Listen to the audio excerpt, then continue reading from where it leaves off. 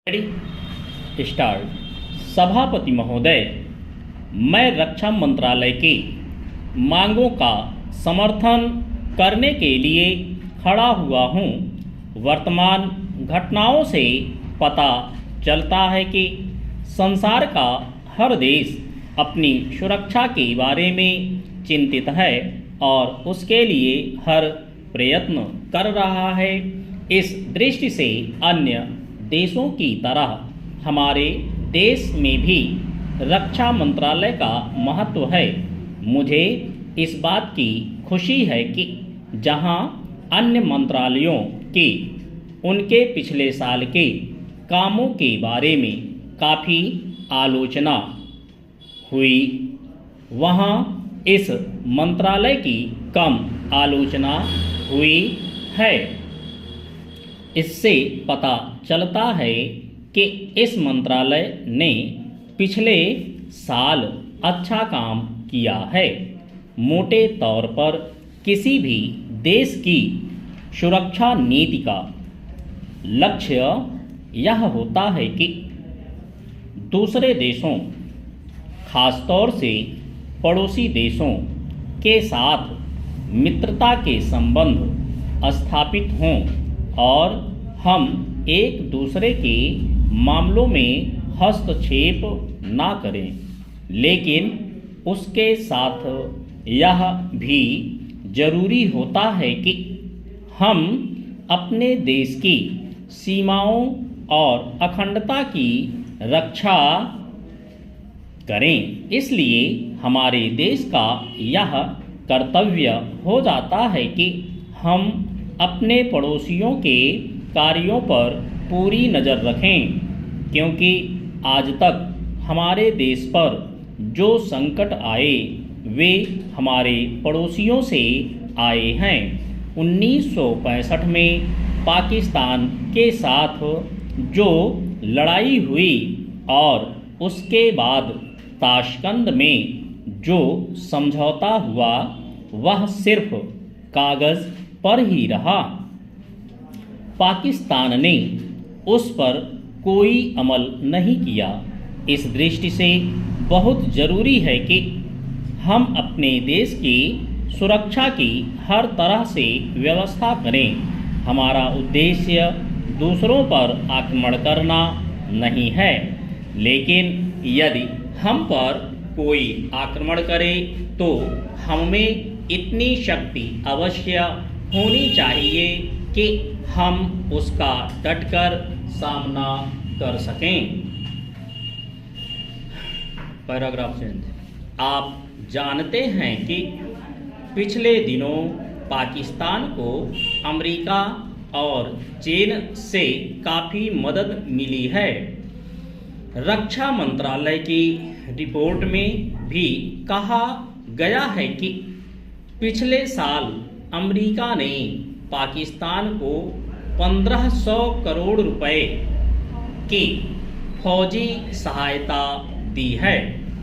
आज जहां हम फौजी सामान के लिए अपने कारखानों की मदद से अपनी शक्ति बढ़ाने का प्रयत्न कर रहे हैं, वहां पाकिस्तान संसार के देशों से फौजी सामान खरीद रहा है। अपनी नीति के कारण वह सब देशों से लाभ उठा रहा है। मेरा सुझाव है कि हमको भी अपनी शक्ति बढ़ाने के लिए संसार के अन्य देशों से अधिक फौजी सामान खरीदना चाहिए।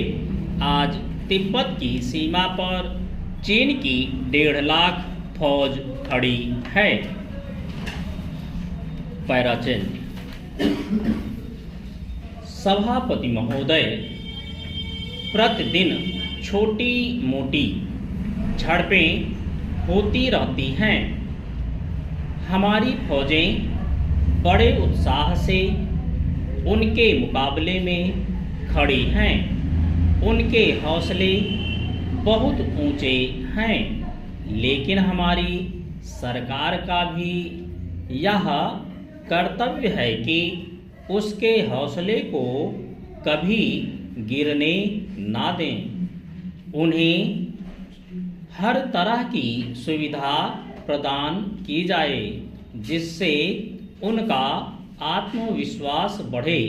मैं मंत्री महोदय से अनुरोध करूंगा कि सरकार अपनी नीतियों के प्रचार का काम ठीक प्रकार से अपनी फौजों से करे। उनको अच्छे अच्छे हथियार दे। अनुसूचित जातियों और आदिवासी जातियों के आयुक्त ने जो अपना प्रतिवेदन प्रस्तुत किया है, उस प्रतिवेदन को देखने से यह प्रतीत होता है कि इसको तैयार करने में उन्होंने बहुत परिश्रम से कार्य किया है। इसके लिए मैं उनको और उनके सहयोगियों को धन्यवाद देता हूँ, परंतु साथ ही साथ इस प्रतिवेदन के संबंध में कुछ आवश्यक निवेदन भी करना चाहता हूँ। पहली बात तो यह है कि इस प्रतिवेदन को देखने से ऐसा प्रतीत होता है कि इन कार्यों के लिए जिस धन का उपयोग होता है वह 3 साधनों से उपलब्ध होता है। केंद्र सरकार द्वारा, राज्य सरकारों द्वारा और कुछ गैर सरकारी संस्थाओं द्वारा। प्रतिवेदन के अनुसार जितना धन इन कार्यों पर व्यय करने के लिए दिया जाता है, उतना धन पूरी तरह से व्यय नहीं हो पाता। मैं यह नहीं कह सकता कि आवश्यकता से अधिक धन दिया जाता है या कार्यकर्ताओं को वह धन प्राप्त ही नहीं होता, जिसके कारण से वह बिना खर्च हुए बच जाता है। मैं तो यह चाहता हूँ कि जितना धन दिया जाता है उसका पूरा उपयोग हो और आयुक्त को यह ना कहना पड़े कि इस कार्य के लिए जितने धन की आवश्यकता थी उतना धन नहीं मिल पाया और विवश होकर हमको उस कार्य को बीच में ही रोकना पड़ा। पैरा, जहाँ तक राज्य सरकारों का संबंध है, बहुत सी राज्य सरकारें अभी तक इस कार्य में असावधानी से काम ले रही हैं और इस कार्य को उपेक्षा की दृष्टि से देखती हैं। आयुक्त ने इस बात की शिकायत की है कि बहुत सी राज्य सरकारों ने अनेक पत्र भेजने के बाद भी अभी तक अपनी रिपोर्ट नहीं भेजी है। मैं चाहता हूं कि सरकार इस तरफ निष्ठापूर्वक ध्यान दे। राज्य सरकारों पर दबाव डाला जाए कि वे इस दायित्व के प्रति सचेत हों और आयुक्त को उनके कार्य में पूरा सहयोग प्रदान करें।